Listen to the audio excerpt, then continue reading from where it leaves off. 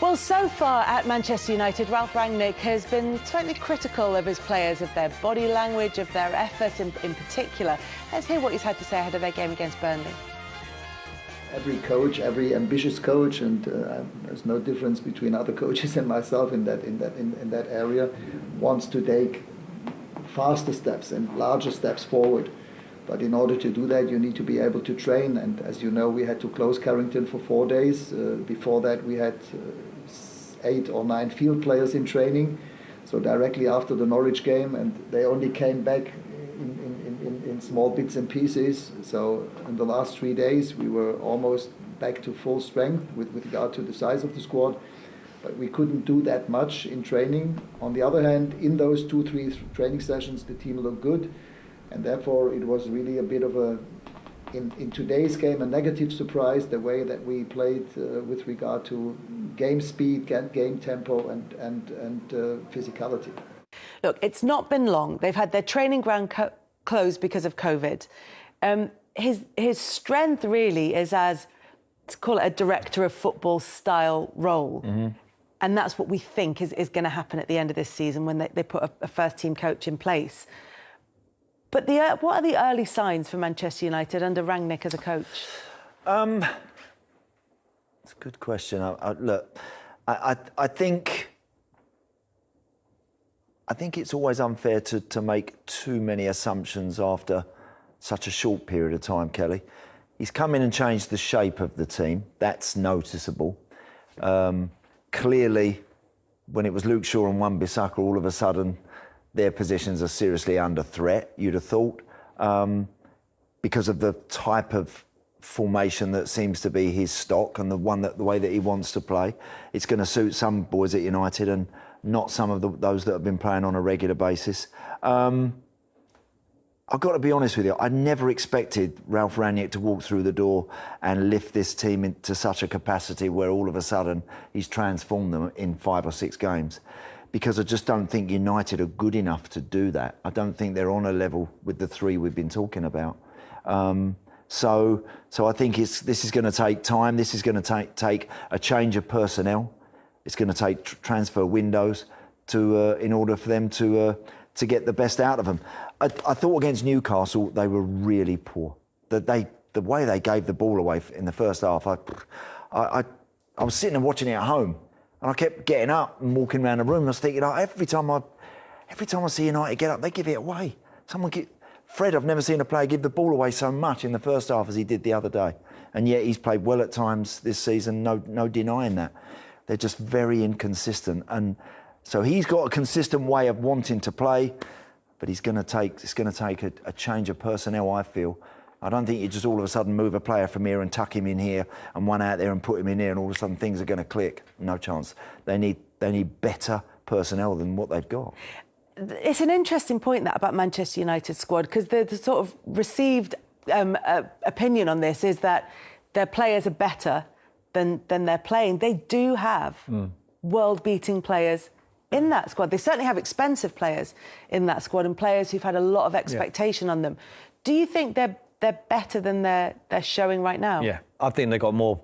I think they've got players. If you're talking about take the top 3 out of it for now, because all what's left for them is to finish in the 4th spot. Forget the Champions League for now, just in the Premier League. They've got the best squad equipped to finish in the top 4, out of the ones who are challenging Tottenham, Arsenal, West Ham, Leicester. The manager has to get the best out of that squad. Now, the last game against Newcastle, it slowly got worse. I thought their best performance under Ralf Rangnick was the first game against Palace. I thought they're poor against Norwich. De Gea saved them. They managed to take maximum points. Grasshopper game, we'll write that off because it was already done. The game against Newcastle, I saw a poor side out of possession and an even worse side in possession. And he's absolutely right. I mean, it was one of them days for Fred, but McTominay was just as guilty as well. So was Bruno Fernandes, but they have to get Bruno Fernandes on the ball because he's the one with the guile, one with the disguised pass, who can feed the likes of Greenwood and Rashford and Ronaldo. Need to find a way of playing. Now, a lot of what Ralf talks about when he talks about his coaching philosophy is out of possession. I would suggest he needs to start working on in possession with this group of players because it's all right it's easy to coach, and I've been there myself. Out of possession, it's the easiest job in the world. Now, when you try and make patterns and you have the rotations and the balancing off and the forward runs and standing and knowing where to move when you've got possession, that is a little bit more sophisticated. And I don't think I'm seeing anything of that. I think they're still capable of finishing the top 4. Of course they are. But because they've got the best players, like I said before, I think sometimes the best players win games and not necessarily the best teams. I don't think they've been the best team in the 4 games what he's been manager. So I think he's got a big eye. He wants that job. Let's get it right. I mean, in his first press conference, he said, there's been a couple of times when I've suggested to the board that I take it for another year. Ralf wants this job. I think it's absolutely right. He's got the opportunity to do it for the managers who are out there, because he's earned the right. But you're absolutely right in what you say. He builds structures, he builds organisations, and he makes them better, like groups of teams, like Leipzig, Red Bull groups, and Hoffenheim and Schalke. This is the biggest club in the world. You can't wait. If you lose 2 games at Man United, it's a disaster. He's never had that at the development clubs he's been at before. He's never won. He's won the cup in Germany. They've missed out on Antonio Conte. If Antonio Conte would have gone to Manchester United, everyone would be talking now saying, what a great move that was. They got him. He was there at the right time. Antonio obviously was waiting for Man United. He was flushing them out. Yeah. They never come. Daniel Levy, credit to him, never waited around. Let's go and get him. He's brought him in. Look at the transformation we've seen at Tottenham up to now. Now, I'm not saying Tottenham are going to finish above Man United, but I think I would bet the money I have on if Antonio would have gone to Manchester United, everyone else would have been out of the top 4 race because he would have finished in the top 4 with that group. I mean, I think there's no... I'm totally with Tim on Antonio Conte. I'm just not totally convinced with that group of players. How many United players get in Liverpool's team, get in City's team? Honestly, right? I don't think any of them. Would you swap Harry Maguire for Diaz? Would you swap Ronaldo for Mo Salah? But would Ronaldo not get in? Are you saying Ronaldo wouldn't get in Manchester City or Liverpool's side? You don't get him. I don't think he gets in Man City's team. No, I don't, Kelly. And all the stats and the numbers that we're seeing at the moment reflect that. He's a brilliant player. I admire him for his longevity and his brilliance over the years. I think he's a machine. He is. But I don't think he gets. I don't think there's a United player that gets into City's team. Sancho? Bruno Fernandes, is he as good as De Bruyne? No. Is he as good as Grealish? I think he is in their team. I don't, Tim. I think Pep shines him in a different light, and along with Ronaldo, I think there's a few players in there who he would transform. How many coaches has he had? I don't know. How many has he had at United already, Bruno? What's he had? Has he had? None. Is he only... Well, it's a good shout. Good shout. No, but do you know what I mean? How many coaches is it going to take? How many coaches is it going to take some of these guys to all of a sudden step up a bit? Yeah. Step up a bit, you know, and I hear what people say about McTominay. I think he's a decent player. I don't think he's special. I think he's United special. I think he's decent. Someone needs to drag another gear out of them. And I'm not sure if they've got it in Sometimes you need that in a team, as long as everyone else is, of course you do, Kelly. Brilliant around you. Look, I think he's got a lot of qualities. There is no doubt about that. But I just look at this as a group of players, and I don't see that many of them. Varane, for me. I mean, got Varane. You know, he's done it all over the world, World Cup winner, but it's Sancho? Easy to.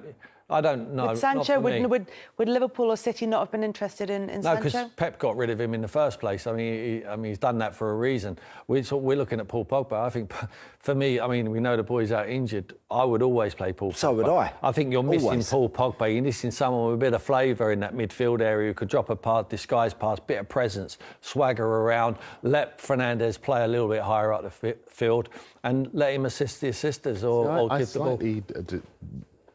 I'm kind of minded to think that with United, it isn't necessarily about individuals. In fact, individuals has been their problem.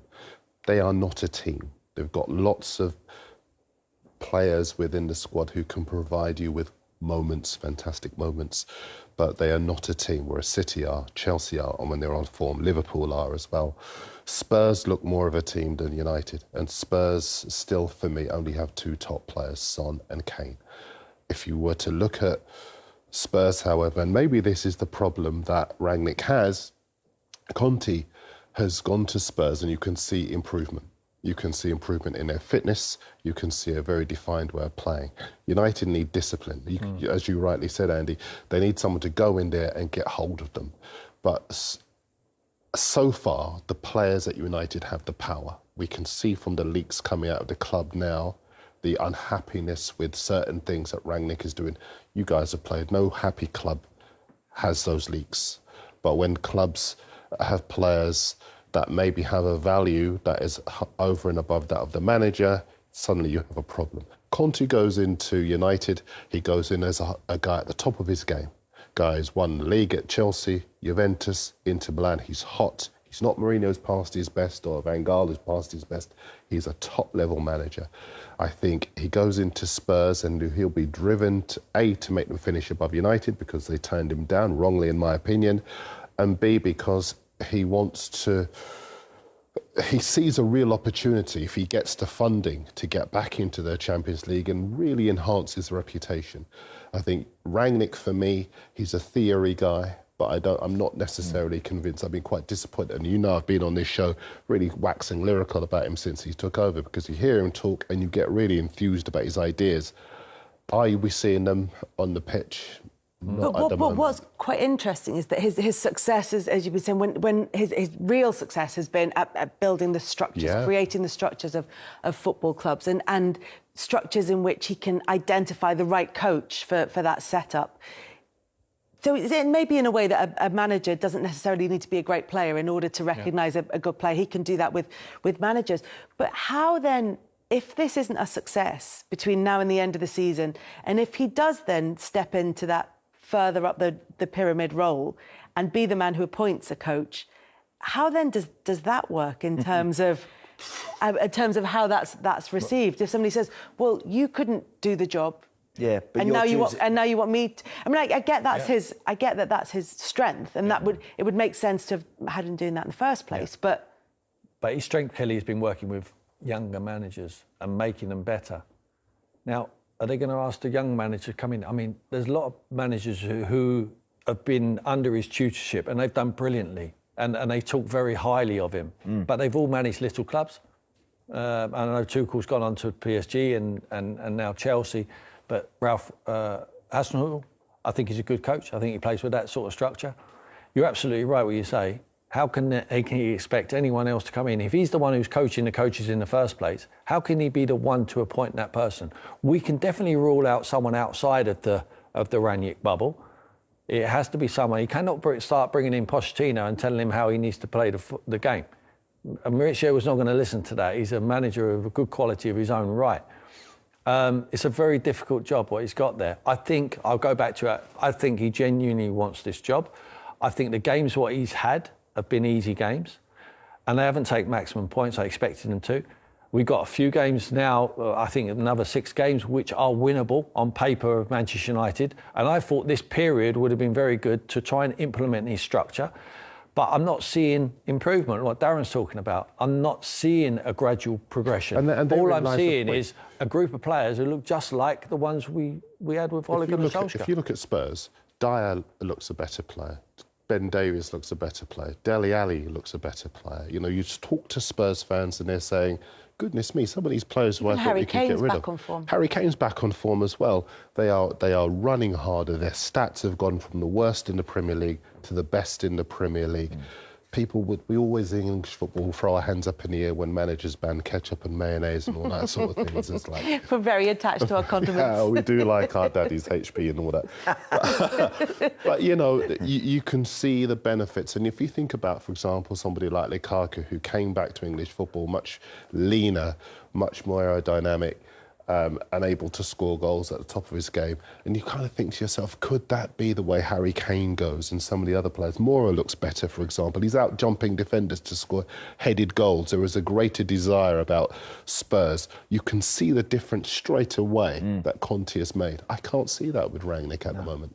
Very true. But not all the United players are bad professionals. They're not.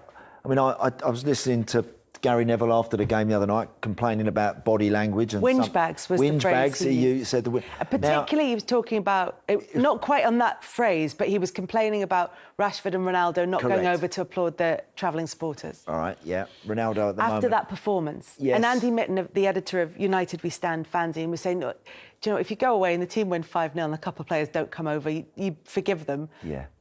But when they play the way that they did in that game, not to come over and thank the fans for making Which the players, effort. Kelly? Rashford and Ronaldo. Ronaldo's not done that all. He runs straight down the tunnel Yeah. pretty much every game, Yeah. doesn't he? For, you know. Unless he scored. Right. Well, I watched his body language, and I tell you what, he was well within his rights first half to be flapping his arms in the air, because every time those boys in the middle of the park had the ball, they gave it to a black and white shirt every time. So, and that guy is. People have got to remember, he's the one that everyone points the finger at, and obviously he's the one that gets all the credit when it comes his way for the goals that he scores. But he has been there, seen it, and done it. And those sort of players, you have to feed them, you have to provide them, and if you don't, it's like it in our day. The best players are always the fiercest and most critical out on the field, and I think I've got to be honest with you, I sympathised with him a little bit the other night from the way that the team were playing behind him. I thought they were desperate, really, really poor. And every time he made a run, they were just giving the ball away, handing it back, and it was. I saw him at half-time, man. He sprint down the tunnel. I mean, the half-time whistle goes, he goes down the tunnel. It's almost like he can't wait to get in there to let people know what he thinks. And I hope he is going in there telling them that. I hope he's just not going in there so they get the best seat and the drink was coldest. I just want him to go in there and just say, you need to start doing this. And I want Ralf Rangnick then to tell him, OK, you've had your say, sit down, I'm going to tell you what it is. I'm not sure that's happening in that dressing room. Like I say, Ralf Rangnick has never managed the personalities we're talking about. He's never had the superstar players. He's had them, but they've all been young and they've progressed into superstars. Now, these are ready-made, like, icons, certainly with Cristiano. That's why I admire David De Gea at the moment. I think he's had a bad year last year, but he stood up. He's realised he's the one, he turns up now. Without him, there would have been a serious problem. And I think Ronaldo turns up at the big moments. Where's Bruno Fernandes at the moment? Where is Marcus Rashford? Where's Greenwood? Where's Harry Maguire? Varane coming in, all right, you give him the benefit of the doubt because he's rusty. They're not there at the moment, these personalities. The guys who are going to grab the game by the scruff of the neck. And I think that's why they need the personality of Paul Pogba back as quickly as possible, because he can take it on his shoulders. He has a lot of criticism all of the time, but I think he's got the swagger, the Man United swagger, where I think you get on the ball and you take responsibility. Yeah, I think that this run of fixtures, and I know we've done it before, where they look to be winnable fixtures for United, but if he doesn't get the results, and more importantly, if he doesn't get the performance, the level of performance that we should be seeing from United during this run of fixtures, us in the media, we will be asking those questions, and because they're legitimate questions. And they would suggest, if the answers aren't positive, that United, you look at, well, thank you very much for putting them up for me just in time. But United, they could have had Conte, and they stuck to this thing. We don't want him, he's not a good fit, this, that and the other. But the guy is a winner, and they've opted for a guy who's a theories man, rather than somebody who lifts titles with big clubs and taken them from what they've probably done, Darren, the way the United have looked at it, because in the past they've never had sporting directors, they've never had someone who's... Well, Sir Alex Ferguson sort of did that everything, role, didn't he? He did everything, and he had family working with him, and he had other people in around that he absolutely trusted, and it was, why did they need to look elsewhere? They didn't under him. But in some ways they fell well behind in that respect. So now, rather than going for a Conte, who will give you 2 years and blast everything in sight when he walks through the door, and it will certainly make you successful, but he ain't going to necessarily create or build. You know, and is Rangnick going to create a legacy? I doubt that. But what I'm saying is they brought him in to do something very different. I think they brought him in to kind of give the club some sort of platform to work from for the next generation, for the next 10 years. But the problem with that, Andy, is that they can't almost afford that luxury. No, Chelsea is strong, Liverpool is strong, City is strong, and then you've got other teams that are aspiring to be strong. And there's this misconception of clubs in a heap. Well, he left Juventus to go to Italy, and then he left Chelsea because they sold Costa from under his nose, and the club didn't buy the players that he wanted. And Inter Milan, he left because they sold Lukaku and Hakimi and a couple of other players. But if you're talking about legacies, Inzaghi has taken over and they are strong. In fact, they're getting stronger in Italy. So as far as Conte is concerned, I think he kind of gets a bad rap in some respects in terms of the condition that he leaves clubs in. I certainly didn't mean that, Darren. I didn't mean the fact. I know how good he is. It's just that no club is going to give the manager the reins anymore. Sure. We're out of that era. That's not happening now. I would think there are literally two guys at the moment in Klopp and Guardiola that pretty much have autonomy, if you like. I can't think anybody else that has. Yeah. And I think that's very, very rare to kind of expect that. And Antonio Conte, demanding manager, very, very good at what he does. But I don't think United were ever going to offer him that platform. Antonio, come and build our club for us. Come and show us the way for the next decade. Now, do you think that's what they're giving Ralf? Because he's not even a sporting director. They've got Johnny Manutd there as sporting director. They've got Darren Fletcher there who spends more time in the he's technical area. That's where he is at the moment. Yeah. I mean, Ralf Rangnick brought in 3 members of staff who had jobs. You know, would you come there? Are you in a comfortable job and say, come till the end of the season? They're coming for the long haul. Yeah. Because they think this man's going to get the job on the long term. But he has to improve his performances and certainly results. Results is everything. It covers over the performances, but you'd expect them to improve. But with them running games, what we just saw, if they win 90% of them, I think he's got an opportunity to take this job. Whether he's a right or wrong man, for me, the jury's still out. The one thing in his defence is that before he was appointed, everybody said if people expect overnight results, they're not going to get them because his system requires drilling, it requires months and months of training. They won't see the fruits of this for a while. So is that basically just what that prophecy was predicting, that Manchester United have got a run of fixtures in which they can pick up the points? You saw it against Norwich, they take all 3 points, even though, as you said, it was a great performance from De Gea. Norwich should have come back into that game. And that's Norwich, who have had a terrible season.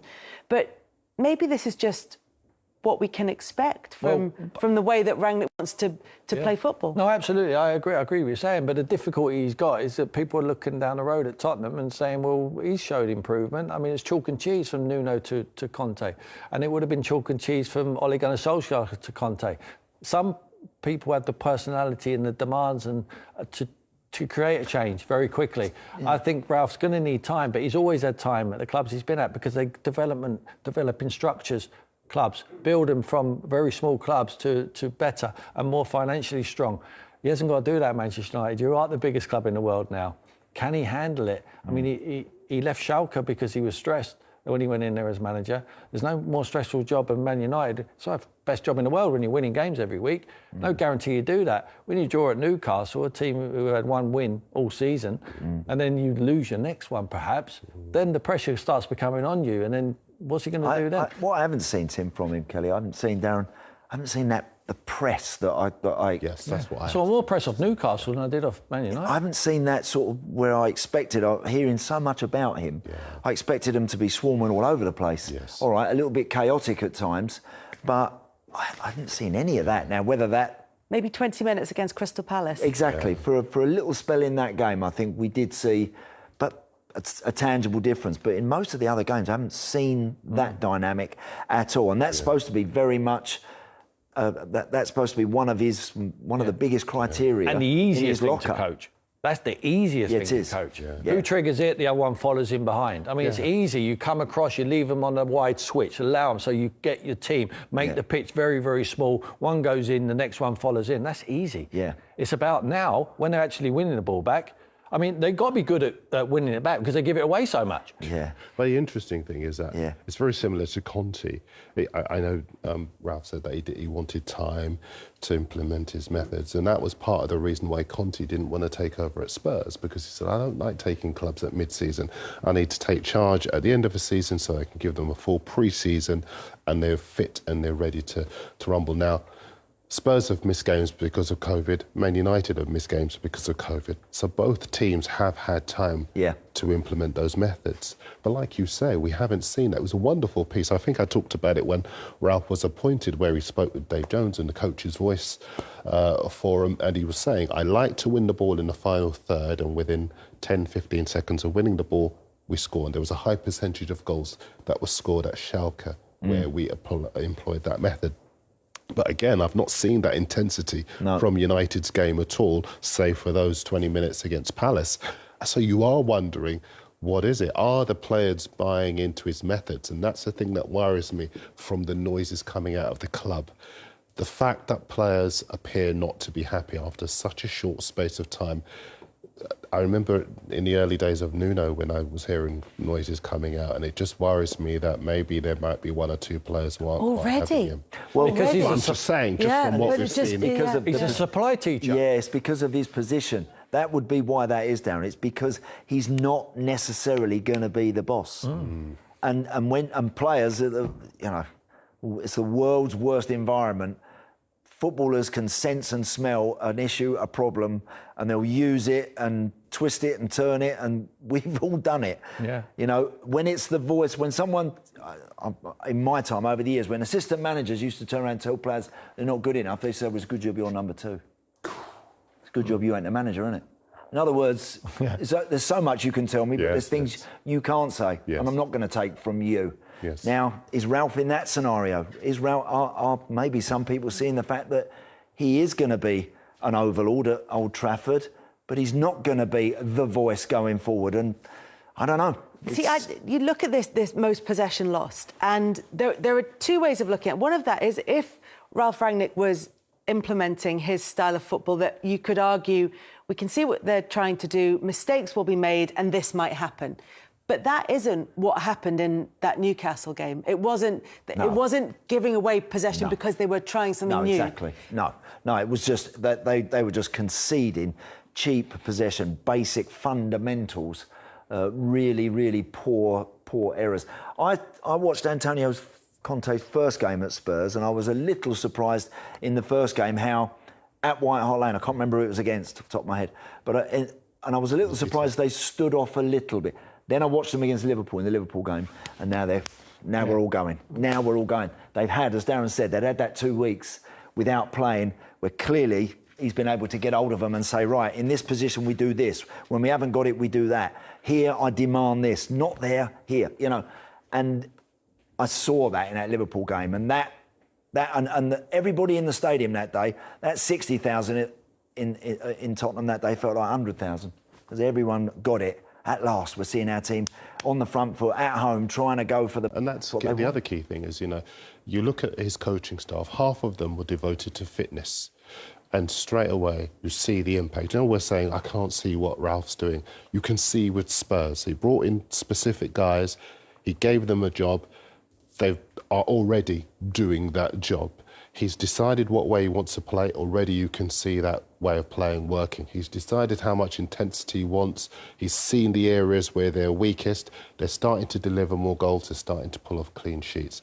You can see a definite way of playing that Conte has that at the moment, over a comparable period of time, I've not seen. Do you know, one just very quickly, well. Kelly, one thing.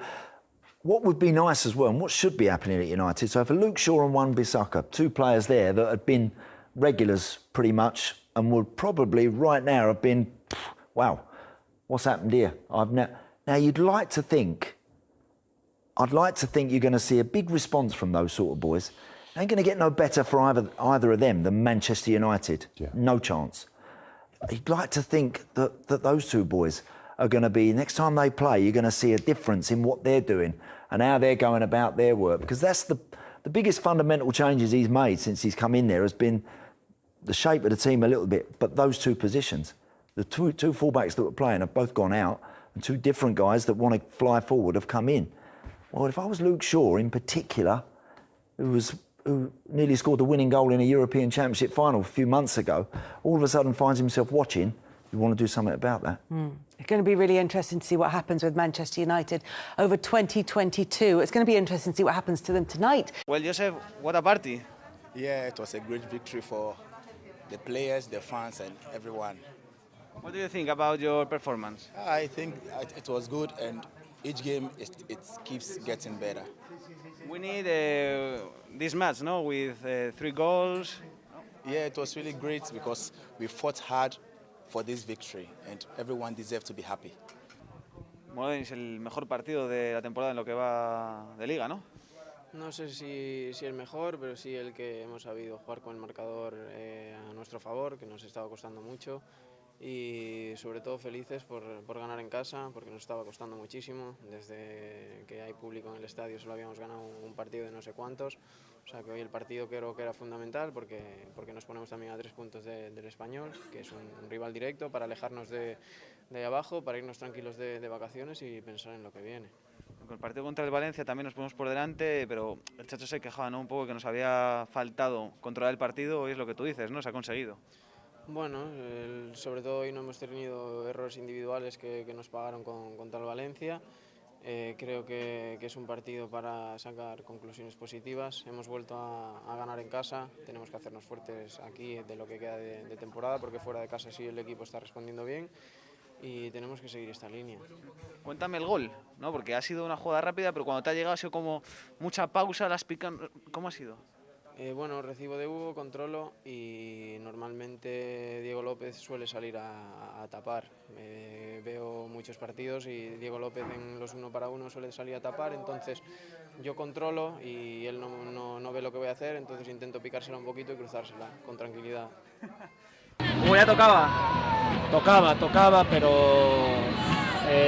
ahora mismo sentimos una alegría inmensa, ya no solo por el partido, sino estamos trabajando como el que más, estamos en el día a día muy sacrificados, con los pies en la tierra, con humildad, y al final somos una piña y hoy nos lo merecíamos y se lo merecía también la afición, que pues mira, no estamos ganando, no nos están saliendo los partidos en casa y aún así la afición cree en nosotros, nos apoya y nos transmite el cariño día a día. Eso te iba a decir, has dicho que sois una piña equipo, pero la afición también, hemos visto ese momento tan bonito ahí en la esquina. Sí, sabemos que le debemos mucho a esta afición, no solo de esta temporada, sino que por desgracia hemos vivido un par de temporadas muy jodidas sobre todo a nivel mental, muy difíciles de sacar, y las hemos sacado esas temporadas gracias al apoyo de ellos. En otra situación, en otro equipo, la afición lo dejaría de lado, y aquí cuanto peor iban las cosas, más estaban con uno y con el equipo. Y eso es de agradecer y se lo agradeceremos hoy, mañana y en un futuro. En lo personal, vuelves después de varias semanas que parecía que sí, pero al final no, 90 minutos con asistencia. La verdad que bueno, no estoy al 100%, pero creo que he podido ayudar al equipo. Venía de mucho tiempo parado, unos problemas que no se me daban ido. Entrenaba, tenía que volver a parar, volví a aparecer, volví a parar. Bueno, espero que ahora sea el fin de esta lesión del carajo, porque ya estoy frito, y que pueda ayudar y contribuir al equipo. Saca 2001, 2022. Por el 2022 a tope. Tenemos que seguir con los pies en la tierra, saber quiénes somos, de dónde venimos, y con esta afición, con el equipo, con el compañerismo y el sacrificio. No quiero ser pesado, pero creo que son las claves para mirar hacia adelante en un futuro. Gracias, Hugo. Gracias a vosotros. Te voy a pedir lo último.